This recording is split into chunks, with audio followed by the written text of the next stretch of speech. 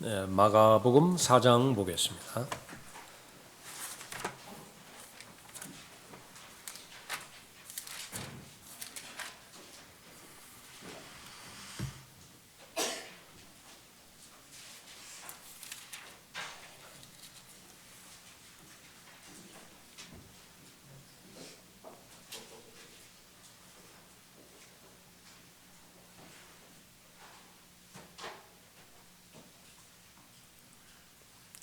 마가복음 4장 13절에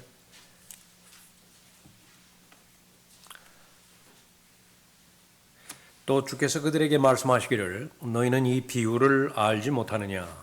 그렇다면 어떻게 모든 비유를 알겠느냐? 우리 설교자들하고 나눌 때도 잠깐 살펴본 내용이지만은 이 땅에 그 선제자와 사도가 필요했던 이유, 목사와 교사가 필요했던 이유, 그것은 바로 하늘에 속한 진리를, 그 진리의 출처는 하늘입니다. 하늘에 속한 진리를 땅에 속한 사람들에게, 굉장히 거리가 있죠. 거리가.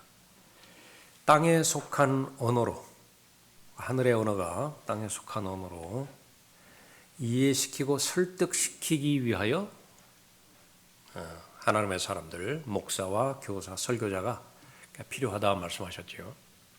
거기에 있는 대전제는 이제 하나님께서 지혜를 주시는 것이죠. 그러니까 지혜의 영이신 성령 하나님께서 직접적으로 관여하셔서 이해시켜 주시고 설득시켜 주시고 깨우쳐 주시고 또 순종한 결과 성령의 열매를 주시는 그 부분까지 있는 것입니다.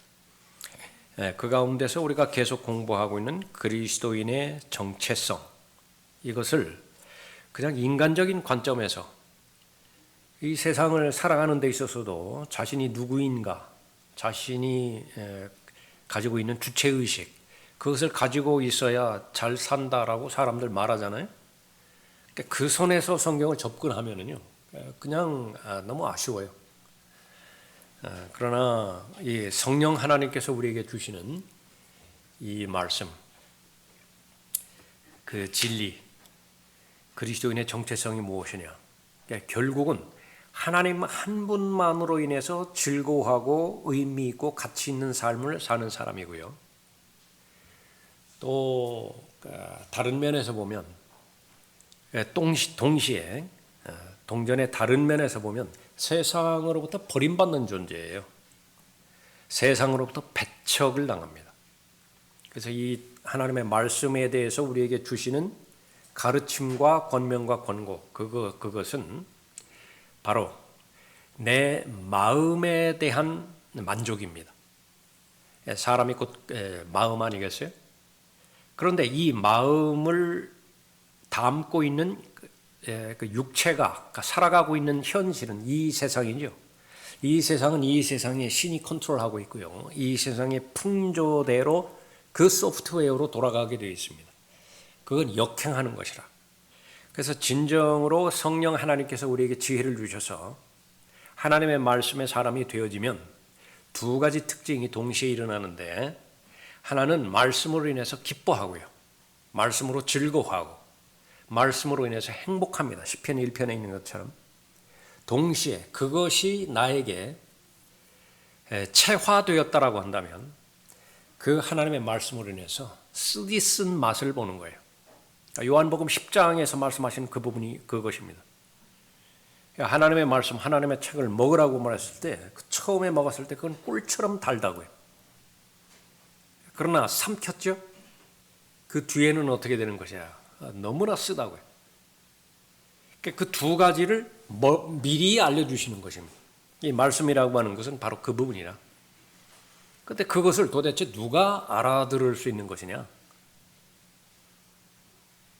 극히 소수라고 말씀하시는 것입니다. 그래서 다른 사람, 그것을 알아듣고 그렇게 깨달을 준비가 되어 있지 않는 사람에게는 아예 그냥 하나님께서, 예수님께서 기대를 안 하세요. 그러나 항상 소수의 사람들에게는 그 진리를 가르쳐 주시고자 그렇게 하시는 거죠. 그것이 비유에 대한 그 설명입니다. 배경입니다. 그래서 가르쳐 주시면 제가 진리로 받아들이고 진리를 실행하겠습니다라고 하는 마음의 준비가 되었을 때에 그것은 이제 하나님의 영과 나의 영이 이제 합의가 이루어지는 것입니다. 하나님의 영, 지혜와 계시의 영이죠. 우리가 거듭난 영 똑같습니다. 지혜와 계시의 영을 받아들일 준비가 되어 있어요. 그러나 거듭나지 않고 또 하나님 앞에 헌신하지 않은 부분이라고 한다면 아무리 지혜와 계시의 영으로 우리에게 가르쳐 주신다 하더라도 여전히 육신의 그 성향대로 그 세상의 영의 통제를 받은 상태에서 그렇게 접근하려고 하는 것이거든요. 그러니까 세상의 영과 영의 접근하는 그 부분에서 동의가 되어지는 부분들은 받아들여지지만 씨 뿌리는 자의 그 비유 가운데서 세 가지에 해당되어지는 마음의 상태, 그것은 다 그렇잖아요. 거듭났건 거듭나지 않았건 그것과 상관없이 말씀의 목적은 씨를 그 열매를 맺는 것인데 열매를 맺지 못하는 요소는 무엇이냐? 결국은 세상과의 싸움에서 지는 거예요. 세상과의 싸움에서 지면 성령께서 예배해 주신 말씀으로 인한 열매, 그것을 맺지 못하는 것이죠. 그것이 대전제가 돼서 아주 이 씨 뿌리는 자의 비유를 말씀하고 있는 것입니다. 14절에 씨 뿌리는 자는 말씀을 뿌리느니라. 씨 뿌리는 자는 바로 예수님이고요. 예수님께서 하시는 일은 말씀을 뿌리는 것입니다.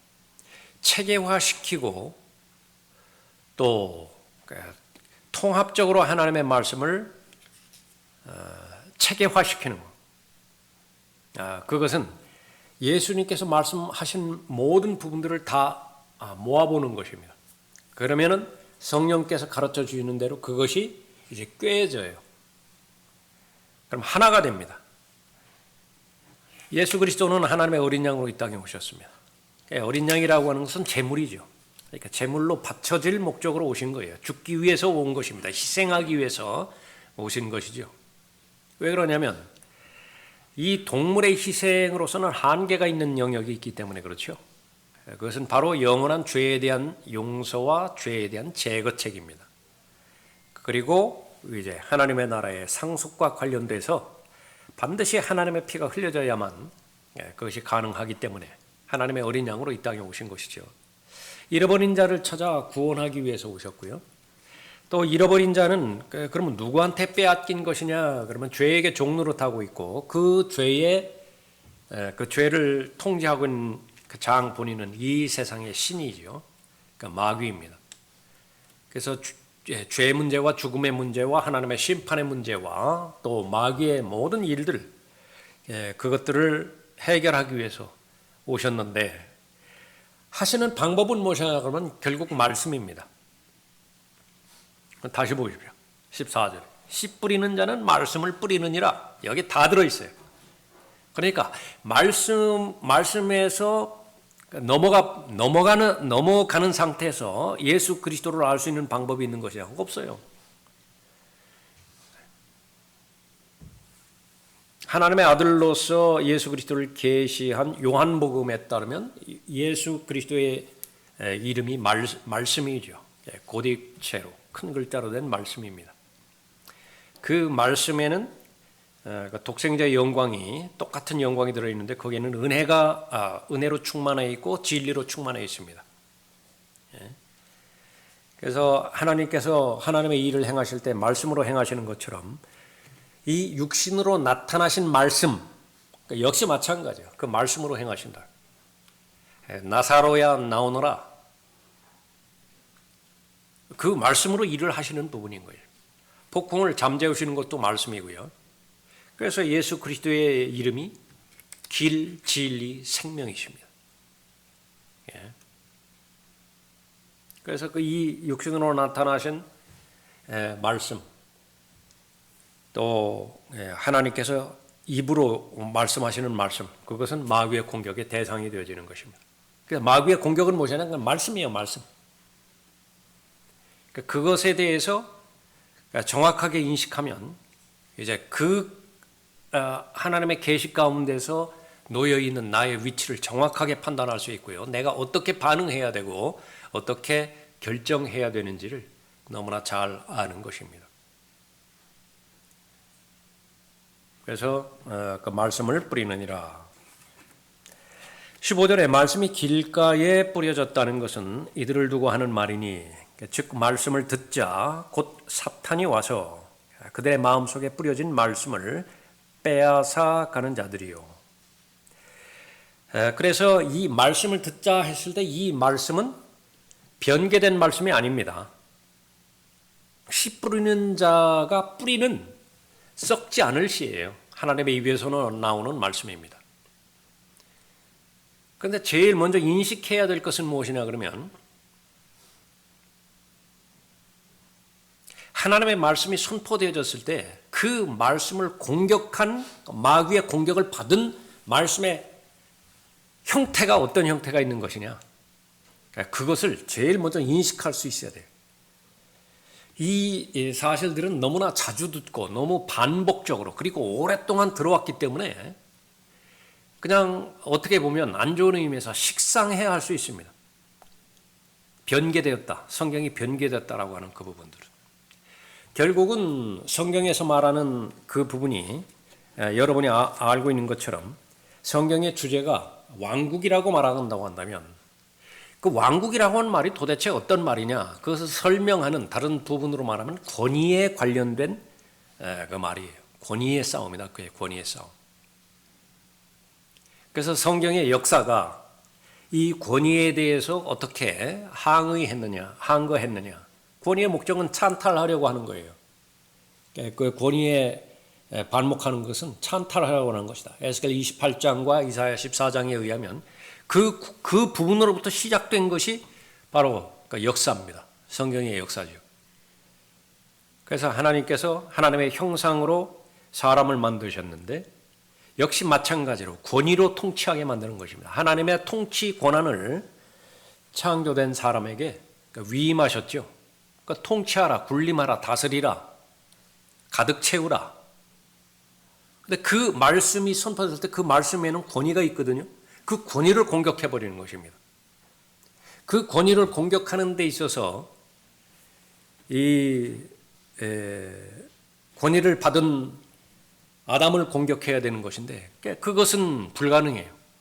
왜냐하면 이 아담은 분별력을 가지고 있기 때문에 하나님의 말씀에 대한 권위를 가지고 있기 때문에 사탄이 옛 뱀이 공격하는 모든 그 공격들을 막아낼 그런 준비가 되어 있습니다. 그것을 사탄이 모르지 않아요.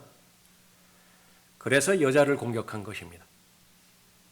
어저께 우리 자매 모임에서도 언급한 부분이지만 분명히 그 여자에게 하나님께서 징계를 내리셨죠. 그것은 남편과 아내와의 관계를 포함한 그 말로 포함됩니다. 늘 남편의 권위 아래에 있어야 돼요. 여자의 바람은 남편이어야 되는 것입니다. 권위에 관련된 부분이에요. 그런데 그것을 이브의 언약이다 그렇게 말하지 않아요. 아담의 언약이라 그렇게 말합니다. 그래서 하나님께서 인정하시는 권위는 아담밖에 없어요. 창세기 5장에 보면 그 여자를 하나님께서는 누구라고 부르셨느냐 그러면 아담이라고 불렀어요. 남자를 누구라고 불렀느냐 그러면 아담이라고 불렀어요. 그냥 아담들이에요. 그러니까 그 가운데서 그 하나님께서 세우신 권위와 그 권위를 무너뜨리는 마귀와의 공격이 계속해서 이어지는 것입니다.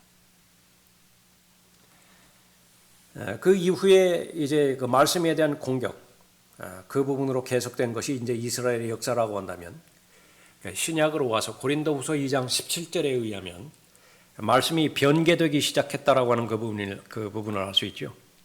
그러니까 두 가지로 우리가 부분을 합니다. 이 변개되었다라고 하는 그런 부분들은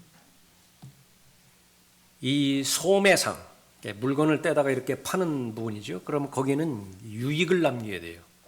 이문을 남겨야 되는 거죠. 그런데 거기에는 바로 부도덕한 그런 거 행위가 포함되어 있는 것입니다. 그것이 이제 뜻이 포함되어 있는 그런 부분이고, 두 번째는 포도주에 물을 섞어버리는 거예요. 양이 늘어나죠. 거기도 또 이문이 나는 것입니다. 그 가운데 하나님의 말씀이 있는데 하나님의 말씀에 거기 철학을 섞어버리는 겁니다. 그리고 하나님의 말씀 자체를 이제 바꿔버리는 거예요. 그러니까 하나님의 말씀에 순수한 하나님의 말씀에 무엇을 섞었는데 그 섞는 그 과정을 방어하지 못했다. 그러면 그것은 이 하나님의 말씀은 영향력을 잃어버리는 거예요. 거기에 뭐 말씀이 더해졌든지 뭐 삭제되었든지 그거 뭐 아무 상관이 없습니다. 그런데 그런 부분들이 끝까지 이루어지는 거예요. 그래서 성경의 마지막 책 요한계시록 22장에서 다시 반복이 되어지는 것입니다. 말씀에 대해서 다시 한번 권위의 싸움이라고 해요. 그럼 그 과정 가운데 있는 우리는 그리스도인의 정체성을 지닌 그리스도의 훌륭한 군사로서 영적 전쟁에 참여를 해야 되는데 믿음의 선한 싸움 그 부분들을 잘 감당을 해야 되는데 그것은 계속 언급하는 부분이지만 총론일 수밖에 없어요. 영적 전쟁에서 승리하자. 그리스도의 훌륭한 군사가 되자. 믿음의 선한 싸움을 죽기까지 신실하게 잘 감당하자. 거기에 동의하지 않는 사람이 어디 있어요?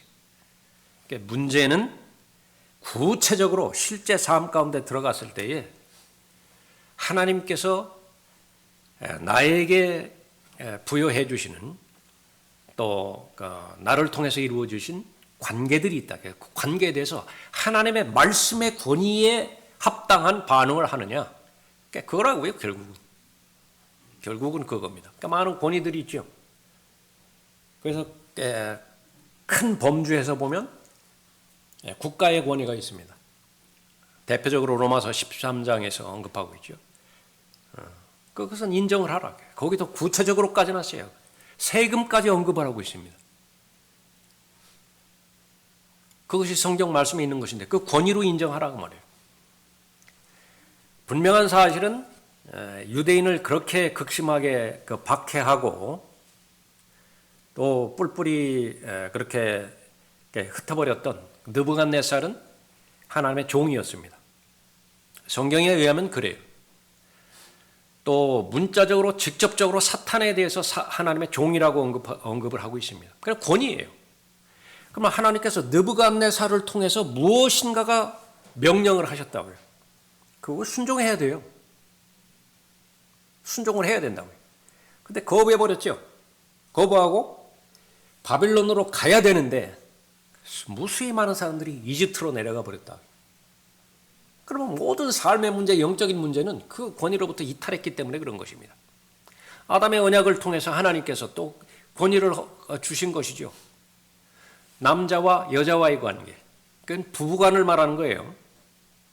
결혼하지 않은 남자, 결혼하지 않은 여자에 대해서 또 이상하게 보면은 무조건 남자에게 권위가 있고 여자는 뭐 권위가 없는 것으로 그러는데 그 또 하나의 비성경이에요. 성경에 없는 것이다. 결혼했을 때 말이라, 결혼했을 때. 다른 남자는 다른 여자에게 무슨 권위를 행사할 뭐가 없어요. 그런데 분명히 그 권위에 대해서 말씀하셨고 죄를 지었거든요. 범죄한 상태에서 하나님께서 그 상태에 가장 적합한 권위의 말씀을 주셨는데 안 들어버렸다. 그럼 다 본인 책임들이라.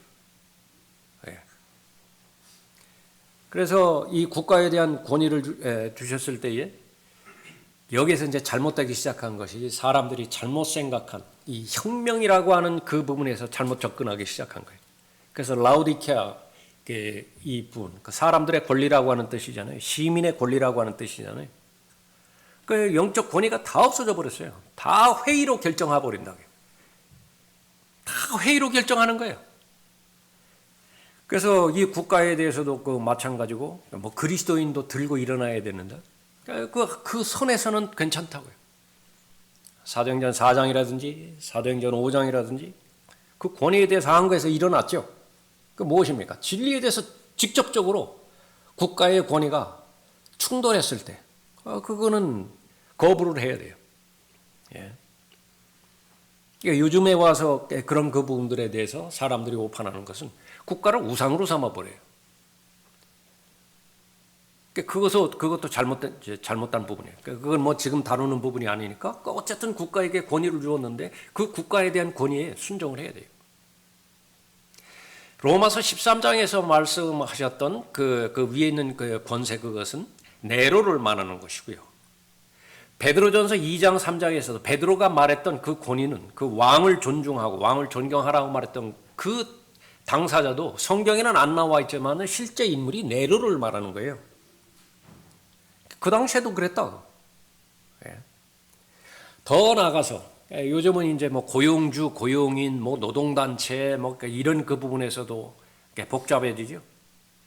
그럼 그 당시에는 그 절반 이상이 노예였거든요. 수없이 전쟁 치렀으니까. 전쟁에서 포로를 잡아오면 그 노예들이라고요, 노예들. 그 노예들 가운데서 구원받은 사람이 있잖아요. 그럼 그 노예들에게 하나님께서는 알기 쉽게 명료하게 그 권위에 대해서 말씀하셨다고요. 주인에게 권위가 있다. 그 주인의 말에 순종하라. 좋은 주인도 있지만은 베드로의 말에 의하면 까다로운 주인이 있어요. 까다로운 주인. 상관없다. 왜 그렇죠? 내가 순종해야 되는 권위가 있다라고 하는 것을 존중하는 것은, 인정하는 것은 그 권위 위에 있는 최상의 권위를 인정한다라고 하는 말이에요. 그런데 최상에 있는 권위는 인정한다라고 고백하고 시인하면서 하나님께서 그 목적으로 주신 나와의 그 관계된 권위를 내가 인정하지 않아 버렸다. 그거 하나님께서 안 받으세요. 그거 인정하지 않는다. 이것이 얼마나 어려운 일이겠습니까? 아니, 어렵다 못해서 그건 거의 불가능한 일이겠죠. 그러니까 불가능한 일을 계속 만나게 하는 거예요. 하나님께서는. 그래야만 전능하신 하나님께 의뢰합니다. 전능하신 하나님을 신뢰한다고요. 그 전능하신 하나님을 의뢰하고 신뢰할 때에 비로소 최소한의 믿음이 형성이 되어지고 그 믿음이 자신의 것이 되는 거예요. 그 방법 외에는 없어요. 그 방법 외에는 없다고요. 그래서 전적으로 신뢰를 해야 합니다. 전적으로 의뢰를 해야 돼요. 오른쪽에 근력이 있으니까, 더 힘이 있으니까 여기 80%, 90%의 힘을 줘서 오른발을 딛는데 10%는 그래도 미진적이니까 왼발로 다른 곳을 디뎠다. 그 형성될 믿음 없어요. 그냥 흔들러 버리면 그냥 쓰러져 버린다. 두 발 다 같은 대상 위에 딛고 있어야 되어지는 그 부분이죠. 그리고 우리 믿음의 선한 싸움, 또 영적 전쟁을 규정짓고 있는 이 에베소서 6장에 오기까지 에베소서 4장과 5장에서 얼마나 다양한 인간 관계를 설명합니까? 예. 히브리서 13장의 대표적인 구절에 의해서는 뭐 더 말할 것도 없이 교회에 권위를 주셨죠. 그 목사예요. 대전제 조건, 교회다운 교회라면 말이죠. 성경적 교회라고 한다면 그 교회를 보호하고 교회를 인도하고 교회에 주신 목적을 성취해 나가는 과정 가운데서 권위가 없으면 하나님께서는 일을 못하세요. 그 권위를 주신 것이라고 말이죠. 그럼 그 권위를 인식한 사람은 더러운 이익 때문에 교회를 하지 않습니다. 베드로전서 5장에 있는 것처럼 그것을 결산할 사람처럼, 계산할 사람처럼 인식하고 있다고 그랬죠. 그러니까 그 권위에 순종하는 것이 너희들에게 유익이 있을 것이다, 그렇게 말씀하고 있는 것입니다. 그 모든 부분들은 다 당사자에게 좋기 때문에 그래요. 노예가 자기 권리 되찾고자 자기 자유를 쟁취하고자 주인에게 막 항거하고 그렇게 됐다. 그 결과가 더 좋은 것이냐? 아니면 아주 우직하게 정말 다 옆에서 알아보면 아주 미련할 정도로 하나님만을 의뢰하고 하나님의 권위 가운데서 그대로 순종하는 그 결과가 더 좋은 것이냐? 말할 것도 없어요. 하나님의 말씀에 순종한 사람이 훨씬 더 좋다. 다만 사람들은 조급하기 때문에, 초조해하기 때문에 바로 눈앞의 결과만을 내놓으라는 거예요. 그러나 하나님께서는 멀리 바라보시는 것이죠. 하나님께서는 전체 그림을 다 가지고 계시죠. 그래서 퍼즐이 다 쪼가게 맞기 위해서는요, 길게 봐야 돼요. 그건 오래 참음도 있고 인내도 있고 그렇죠. 그러니까 그렇게 해야 됩니다. 그 가운데 하나가 이제 남편과 아내와의 관계이고 부모와 자녀와의 관계인 것입니다. 순종, 복종 이것이 얼마나 많이 자주 나오는 하나님의 말씀인 것인지 여러분들이 또 하나님의 말씀을 읽을 때 거기에 초점을 맞춰서 한번 읽어보십시오. 결국은 권위 싸움이에요. 권위. 그래서 가장 직접적으로 하나님의 말씀이 선포되어졌을 때 그것이 썩지 않을 하나님의 말씀이고 변개되지 않는 하나님의 말씀이고 순수한 하나님의 말씀이라고 한다면 마귀는 절대로 가만히 있지 않습니다. 어떤 형태로든지 공격한다고요. 그것이 첫 번째 대상이죠. 15절에 말씀이 길가에 뿌려졌다는 것은 이들을 두고 하는 말이니 즉 말씀을 듣자 곧 사탄이 와서 그들의 마음 속에 뿌려진 말씀을 빼앗아가는 자들이요. 여기 그 중요한 그 부분들이 마음입니다. 마음. 결국은 영적 전쟁은 어디에 있는 것이냐 그러면 외부에 있지 않아요. 환경에 있지 않습니까? 다른 사람이 나에게 어떻게 해주질 못해요. 그래서 그리스도의 심판석 앞이라든지 백보좌의 심판석 앞에서 절대로 변명해서는 안 되는 부분들이 저 사람이 나를 공격했기 때문에 내가 쓰러졌습니다. 이 말은 절대로 못한다 그 말이에요. 그 사람들 앞에서는 할 수 있어요. 내 남편이 너무 나를 가혹하게 했기 때문에 내가 믿음을 잃어버릴 수밖에 없었습니다. 목사가 너무 형편없었기 때문에 나는 그 교회에 더 이상 나갈 수가 없었습니다. 뭐 그렇게 할 수 있다고 말해요. 예. 그러나 하나님께서 소중하게 여기시는 것은 무슨 가정도 아니고 그러니까 교회도 아니고 그것은 목적을 그러한 그 조적을 주신 목적은 내 안에 형성되고자 하는 믿음이죠. 가정을 통해서 내 안에 믿음이 형성되기를 바란다. 교회를 통해서 내 안에 믿음이 형성되기를 바라는 것인데 결국은 마음 안에서 형성될 믿음이라.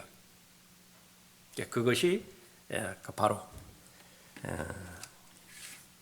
마음속에 뿌려진 말씀을 빼앗아가는 사람이다. 그래서 이 사람의 특징은 말씀에 부주의한 사람이에요. 게으른 사람입니다.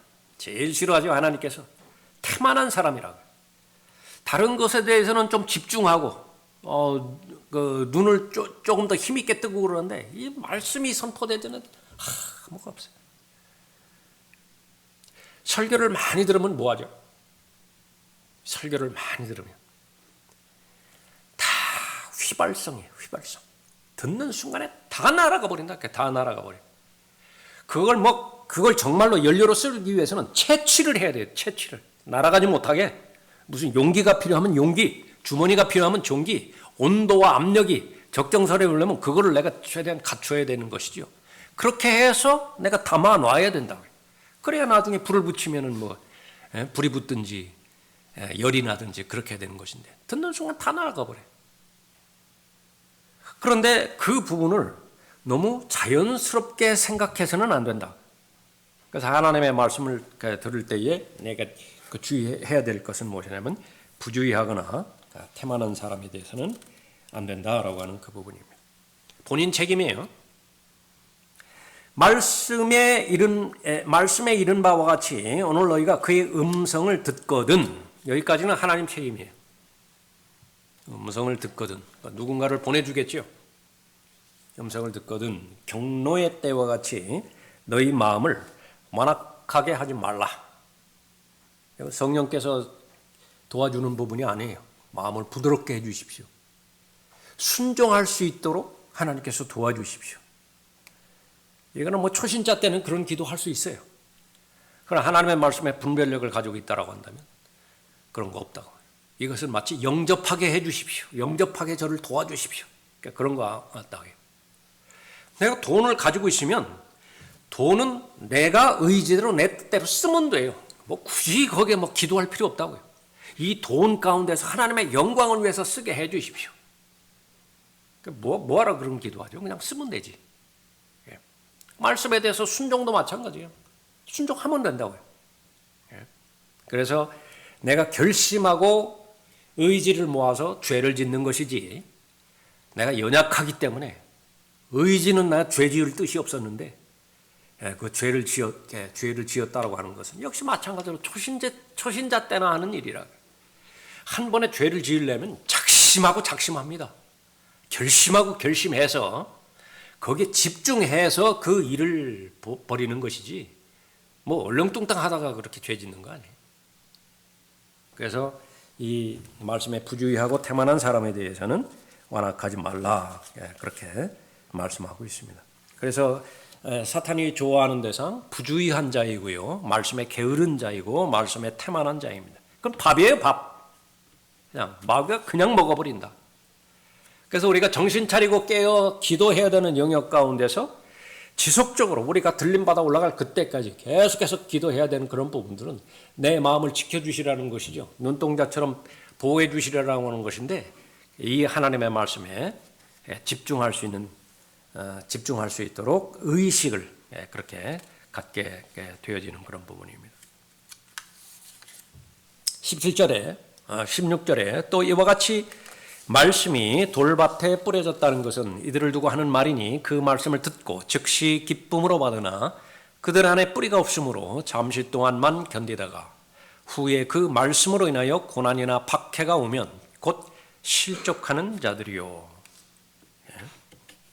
그래서 돌밭에 뿌려진 시 일시적으로 듣는 것인데요, 요거는 믿음으로 받아들이지 않고, 믿음으로 받아들인다라고 하는 것은 자신이 의지적으로 선택하는 것입니다. 선택하는 배경은 무엇이냐면 기분이 좋을 수도 있고 안 좋을 수도 있어요.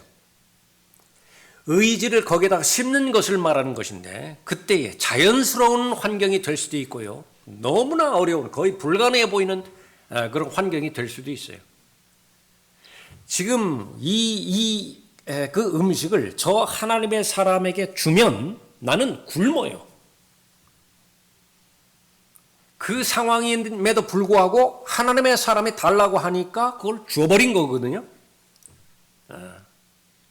그런 상태를 말하는 것입니다. 기분과 아무 상관이 없어요.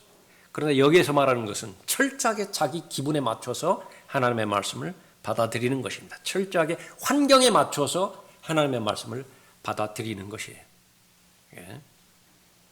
그렇게 해서 이 부분에 대해서는 바로 일시적으로 하나님의 말씀을 듣기 때문에 깊이가 없는 것입니다. 최소한의 뿌리가 내려야 그 말씀이 계속해서 생명을 지니고 살아가는데 뿌리가 내리지 못할 그런 상황 가운데 있습니다. 그래서 사람들이 말하는 좋은 설교, 교훈이 되어지는 설교, 그런 것들에 대해서도 마찬가지죠.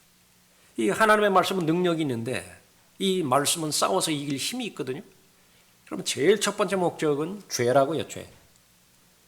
죄의 본질에 해당되는 것은 예수 그리스도를 믿지 않는 죄를 말하는 것인데, 예수 그리스도를 믿지 않는 죄를 말씀의 능력으로 이길 수 있는 것이냐? 다시 말하면 하나님께서 존재하시는 것을 그 말씀으로 인해서 내가 내 안에 믿음이 형성되더냐? 그것이 판단이 돼야 되는데 거기까지 가지 않는 것입니다. 죄를 이기지 못해요.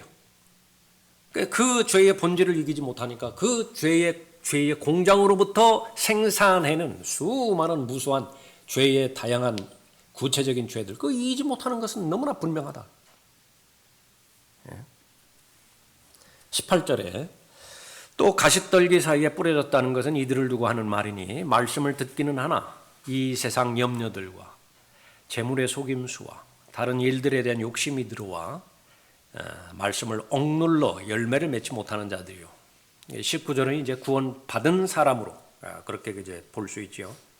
그런데 결국은 말씀을 맺지 못하게 만드는 것이 결국은 권위 싸움이고, 하나님으로부터 온 권위이냐 하나님의 원수인 마귀로부터 온 권위인 것이냐. 하나님께서는 하나님의 나라를 통치하고요, 성령 안에서 하나님의 나라, 의와 화평과 기쁨이죠. 통치의 결과는 성령의 열매예요. 성령의 열매가 있어야 두 가지가 가능한 것인데, 하나는 예수 그리스도와 동행할 수 있고요, 그 다음에 예수 그리스도를 섬길 수가 있습니다. 의와 화평과 기쁨으로 대표되는 성령의 열매가 없는데 막 생짜배기로 그냥 예배 참된 경배자가 되려고 한다. 생짜배기로 구령자가 되려고 한번 애를 써본다. 한두 번은 돼요. 왜냐하면 얼마든지 성경에서 제시될 때 인격이신 하나님을 배제시킨 하나님의 가르침들만을 따를 수 있기 때문에 그래요. 가르침들 있잖아요. 가르침. 교리들 있잖아요. 교리들. 그것들만 계속 지켜나간다.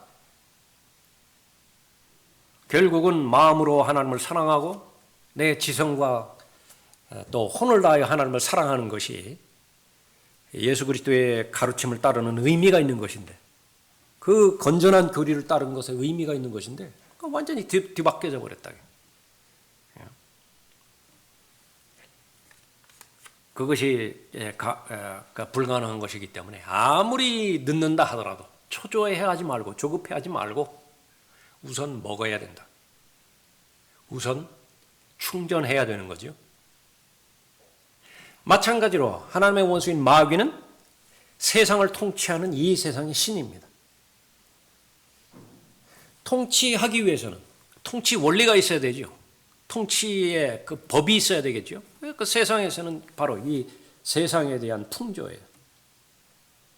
그것에 대해서 코드를 맞추면 세상은 두려움의 대상이 되고요. 똑같아요. 하나님도 두려움의 대상이 되어야 하나님 앞에 순종을 하죠. 무서워야 된다고요. 마찬가지로 마귀가 던져주는 이 세상의 풍조에 대해서 두렵다.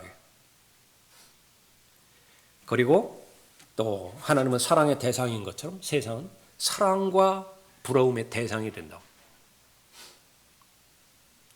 그 권위는 하나님으로부터 온 권위인 것이냐 마귀로부터 온 권위인 것이냐, 그것이 이제 영향력을 주겠죠. 영향력. 내가 학교에 생활하는 학생이라든지 직장에 다니는 직장인이라든지 사업하는 사업가라든지 결국은 사람들 만나는데 관계 가운데서 무엇인가가 이루어지는데 영향력 싸움이에요. 동창회에 갔는데 계속해서 내가 그냥 계속 데미지만 입고 왔다. 뭐 하나 즐겁지가 않아요. 그런 사람들이 다른 친구들이 이렇게 말하면 아주 괴롭기만 하고 나가면 안 돼요. 절대로 나가면 안 돼요. 그런 모임에. 그런데 반대로 내가 영향력을 줄 수 있다. 잠깐만 너희들 얘기 들어보기 전에 나한테 5분만 시간을 달라고. 내 얘기 듣고 그 다음에 너희들 마음껏 얘기하라고. 그럴 상황 되면은 적극적으로 나가세요. 적극적으로. 그런 부분들은 교회 어떤 면에서 교회에 나오는 모임보다 훨씬 더 중요하다. 그러면 그것이 말씀에 대한 싸움인데 바로 그러한 마음의 상태가 있다라고 하는 사실이죠. 다시 보십시오. 19절에 어떤 부분들이나 이 세상의 염려들과 재물의 속임수와 다른 일들에 대한 욕심이 들어와 말씀을 억눌러 열매를 맺지 못하는 자들이요 언급하고 있습니다. 세상의 염려들, 그 시간이 지나면 지날수록 더욱더 억누르게 되어 있습니다. 단순한 삶에서 점점 더 복잡해지는 삶으로 옮아갈수록 이것은 피할 수 없는 현실이 되는 거예요. 문명이라고 하는 말을 말했을 때 미개한 국가보다, 미개한 국가에서 그리스도인의 삶을 사는 것보다 문명화된 선진국에서 그리스도인의 삶을 사는 것이 훨씬 더 불리해요. 객관적으로 볼 때 그렇다고 말이죠. 그것을 주관적으로 극복해 나가는 것은 다른 문제예요. 훨씬 더 복잡하게 되어 있습니다. 또 청소년 때에 생활하는 것하고 결혼한 이후에 생활하는 것하고 결혼한 다음에도 아이가 하나 둘 생긴 이후에 생각하는 것, 생활하는 것하고 계속해서 그 점도를 높인다. 그래서 그 단계에 적합한 훈련을 반드시 받아야 됩니다. 청소년 때에 그리스도인으로서 정확한 훈련을 받았다. 그럼 그 다음 단계에 진입할 그런 준비가 되어 있죠. 그렇게 가야 돼요. 그런데 전혀 준비하지 못하고 있다. 요즘 뭐 도덕적으로 타락하고 영적으로 타락한 그 부분에 있어서 그럼 감당을 못해요. 그리스도인 부모가 자녀에 대해서 감당을 못한다고요. 이제 우리들이 사는 이 세대만 한다 하더라도 요즘에 그 젊은이들 그 부분 들으면요, 그거는 기정사실이에요. 기정사실. 결혼하기 전에 서로 살아봐야 돼요. 그래야 입증이 되죠. 경험이 되죠. 거기에 대해서 어떤 불합리한 설명을 하겠어요. 다른 거 물건 사기 전에도 한두 번 테스트 해보고 사는 건데 결혼이 얼마만큼 중요해요. 근데 안 살아봐요? 동거를 안 해봐요? 그거 어떻게 알아요? 상대방을. 어쩌다가 결혼해서 이혼하는 것보다 그렇게 검증 단계를 거쳐서 그렇게 하는 것이 훨씬 낫죠. 그런데 그것이 문제는 일반화되었다라고 하는 것입니다. 결혼 전까지 그 순결을 무슨 이야기하고 그것을 뭐 친구들끼리 이야기하고 그럼 그거는요 그냥 미스터리예요. 저 사람은 미스터리예요. 그런 세상에 이미 와버렸다고요. 그런 그 상태에서 한 가지 예를 들었지만 돈 관리하는 것이라든지 무슨 일이 있다 하더라도 수입과 그 지출에 있어서 지출이 많으면 안 돼요. 그걸 어릴 때부터 배워야 됩니다. 어릴 때부터. 그러니까 최소한의 기준이에요. 얼마만큼 힘든 세상입니까? 이 세상은 누구를 좋아하느냐 그러면 빚을 많이 진 사람을 좋아한다고. 신용이라고 하는 것은 빚을 얼마만큼 많이 지고 있는 것이냐. 그러니까 거기서 신용도가 높을 거 아니겠어요? 빚이 아무것도 없다. 그 신용도 제로예요, 제로. 현찰 주고 자동차를 계속 사버렸댔다. 현찰 주고 뭐 자기 주거지를 사왔다. 그 사람의 신용도 제로라고 해요. 근데 계속 은행에서 빚냈다. 빚내가지고 계속 뭐 다달이 갚아간다. 그러면 그 사람은 신뢰도가 높은 사람인데 도대체 어떻게 살아가라는 말이에요. 그런데 그것이 현실이죠. 그래서 알아가야 돼요. 하나님께서 주신 지혜 가운데서 내가 소화할 수 있는 사회 시스템, 그 선을 넘어가지 말아야 되는 것인데 그것을 어릴 때부터 잘 준비된 상태에서 잘 알아가야 되는 것이죠. 해결책은 하나님 앞에 맡기는 것입니다. 염려, 하나님 앞에 맡기고요. 삶의 모든 필요, 하나님 앞에 맡기는 것입니다. 맡긴다라고 하는 것은 알려지게 하라라고 하는 말과 동의어입니다. 그래서 반드시 내가 들을 수 있는 말로 생각만 하지 말고 내가 들을 수 있는 말로 하나님 앞에 아뢰드려야 돼요. 그러니까 다른 문제예요.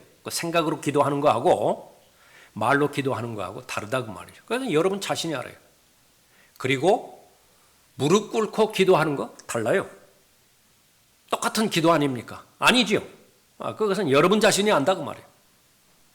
얼마만큼 준비된 마음으로 하나님 앞에 말씀드리는 것이냐라고 하는 그 부분입니다. 20절에 또 좋은 땅에 뿌려졌다는 것은 이들을 두고 하는 말이니 즉 말씀을 듣고 받아서 어떤 사람은 30배로 어떤 사람은 60배로 어떤 사람은 100배로 열매를 맺는 자들이니라 말하고 있습니다. 정직하고 선한 마음입니다.